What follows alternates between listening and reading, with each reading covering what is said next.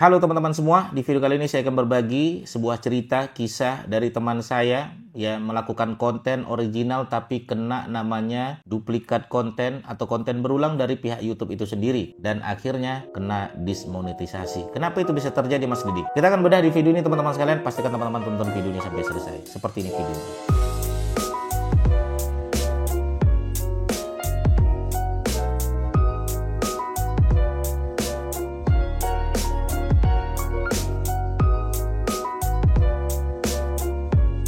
Oke, teman-teman sekalian ya. Jadi kisahnya seperti ini. Beliau ini membuat sebuah konten yaitu konten animasi ya. Konten animasinya ini murni bukan konten AI, teman-teman sekalian ya.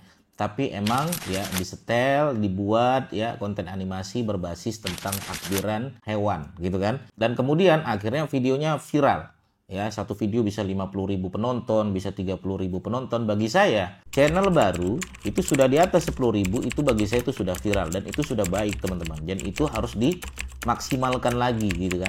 Nah, lagi semangat-semangatnya ya, kemudian WA sama saya, Mas Didik, apa yang harus saya lakukan? Saya bilang, tunggu sampai 1.000 subscriber dan juga 4.000 jam tayang. Ya, kemudian akhirnya sudah tercapailah sekitar 2.000 subscriber dan sudah lebih dari 8.000 jam tayang ya, itu sekitar 3 bulan atau 4 bulan gitu kan. Dan kemudian teman-teman sekalian akhirnya kita coba untuk melakukan namanya yaitu ajukan monet ya, ajukan monet karena sudah memenuhi syarat nih ceritanya ya.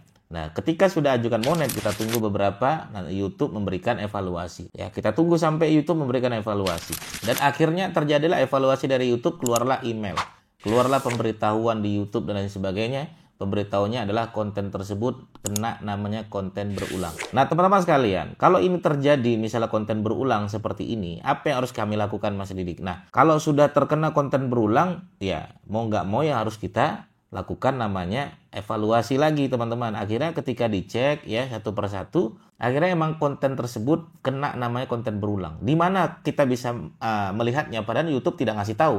Di menit sekian di video ini YouTube tuh nggak ngasih tahu, teman-teman. YouTube tuh cuman bilang konten kamu konten berulang. Akhirnya kita cek, teman-teman ya, kita cek mana konten yang berulang ya. Ternyata emang animasinya adalah jalannya arah ke kanan ya, sapinya sama, sapinya tuh berbeda ya, sapinya berbeda, truknya berbeda ya, ini animasi ya.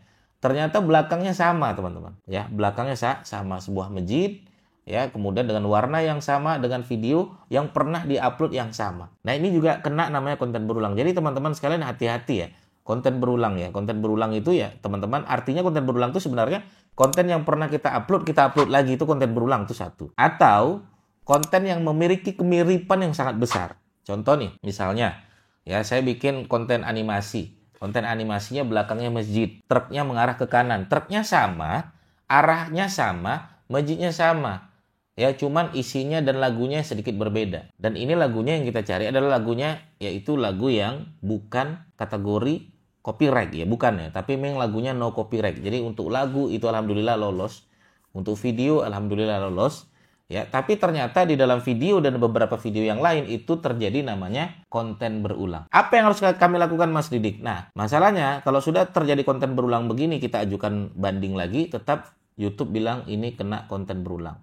Ya, mau nggak mau, karena masuknya adalah konten berulang gitu kan, dan kita sudah mengajukan banding dan lain sebagainya, YouTube tidak menyetujui itu, maka mau nggak mau beberapa video, ya, terutama video-video yang diperiksa YouTube itu adalah video yang besar penontonnya, itu yang pertama, itu yang kita periksa dulu. Yang kedua, ada beberapa video yang emang kemiripannya besar, yang mana akhirnya kita kumpulin semua, akhirnya kita putusin, beberapa kita hapus. Ya, itu mungkin ketika dicek emang banyak sekali yang konten mirip, terjadi kemiripan. Akhirnya itu dari semua video itu ya mungkin ada 50 video, separuh terhapus. Nah, ketika separuh terhapus, akhirnya jam tayangnya ikut turun tuh, teman-teman. Ya, turun lagi sekitar, kalau nggak salah sekitar 2.500 jam tayang. Nah, akhirnya ketika turun lagi, karena belum pernah monet, ya sudah kita tunggu sampai monetisasi ulang. Ajukan banding, ajukan monet ulang gitu kan. Akhirnya, ya apa yang terjadi? Nah, ini yang sering terjadi ya. Ada beberapa orang yang ketika sudah melakukan semangat-semangatnya, tiba-tiba kena namanya yaitu konten berulang. Itulah yang menyebabkan dia semangatnya tidak semangat di awal. Ya, akhirnya aduh, ntar gua udah semangat lagi, tahu-tahu kena konten berulang lagi, Mas Didik. Nah, akhirnya tidak sesemangat yang dibuat. Itulah kalau konten animasi ya. Itulah kalau konten-konten kartun ya, itu rawan namanya konten berulang ya. Kenapa? Karena emang penempatannya biasanya mirip-mirip ya, kecuali nanti teman-teman emang buat baru, penempatannya baru, warnanya berbeda, orangnya sedikit berbeda, dan percakapannya sedikit berbeda, ada sesuatu hal yang baru lagi, mungkin itu nggak ada masalah. Tapi kalau hanya sekedar copy paste ya, angle-nya sedikit berbeda dan caranya sama ya, tidak ada obrolan di dalam video tersebut, nah itu gampang rawan kena namanya konten berulang. Konten berulang lain yang menyebab rata-rata beberapa murid saya itu hilang semangat untuk membuat konten, terutama konten-konten animasi. Apalagi sekarang konten AI lebih rawan lagi teman-teman sekalian, karena konten AI saat ini ya YouTube tidak memberikan monetisasi untuk konten-konten AI ya, makanya hati-hati.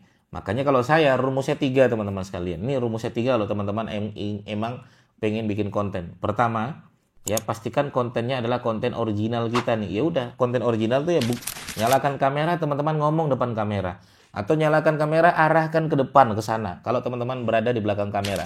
Intinya original asli dari video teman-teman sekalian. Kedua, konten yang berkualitas ya, cari kira-kira gimana sih konten yang berkualitas. Konten yang berkualitas itu artinya ada value, ada isinya ya, ada manfaat yang ketika orang nonton video tersebut. Itu namanya konten berkualitas.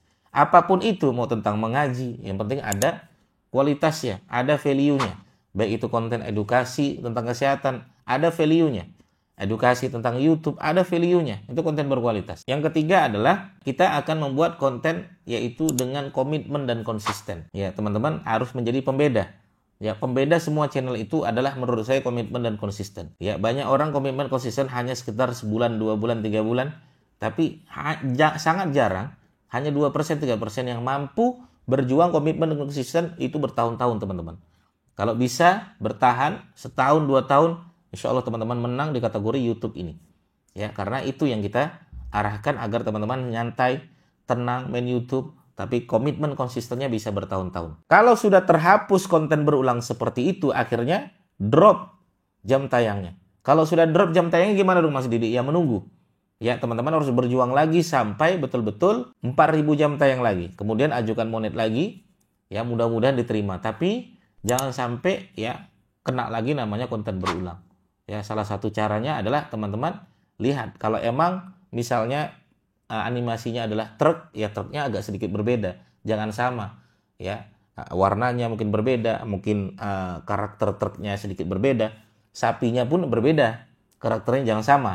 Gitu kan, karakter sapinya berbeda, arahnya mungkin ke kanan. Nah, kalaupun searahnya ke kanan, mungkin backgroundnya akan berbeda. Ya, backgroundnya mungkin background masjid ya. Ini kan ceritanya takbiran. Tapi jangan sekedar takbiran, mungkin ada obrolan yang sedikit yang akan berbeda. Mungkin obrolannya gimana lebaranmu, gimana lebaran Idul Adhamu, ya antara sapi dengan sapi mungkin ngobrol, ya perjuangan mereka.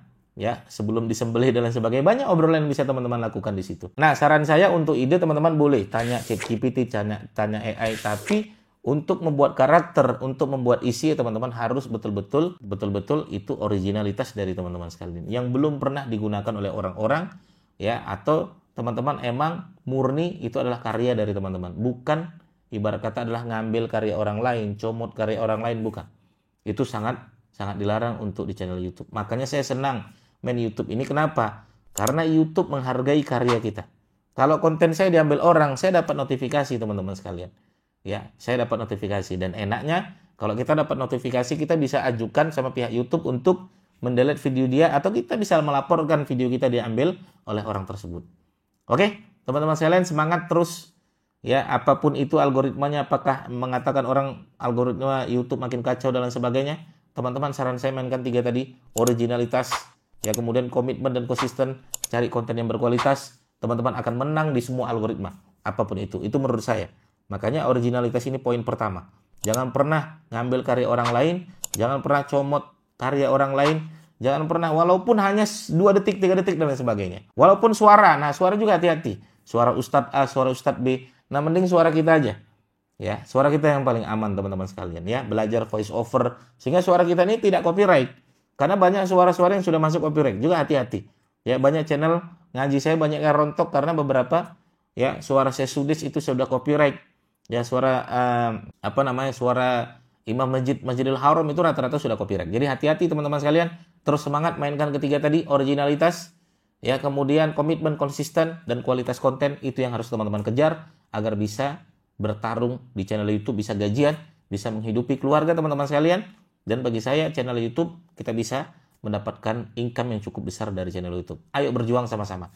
Insya Allah saya akan rutin membagikan informasi-informasi terkini tentang YouTube juga. Teman-teman silakan like, komen, dan subscribe agar tidak ketinggalan apa-apa yang saya sampaikan di sini. Terima kasih, sampai ketemu lagi teman-teman sekalian. Assalamualaikum warahmatullahi wabarakatuh. Bye-bye.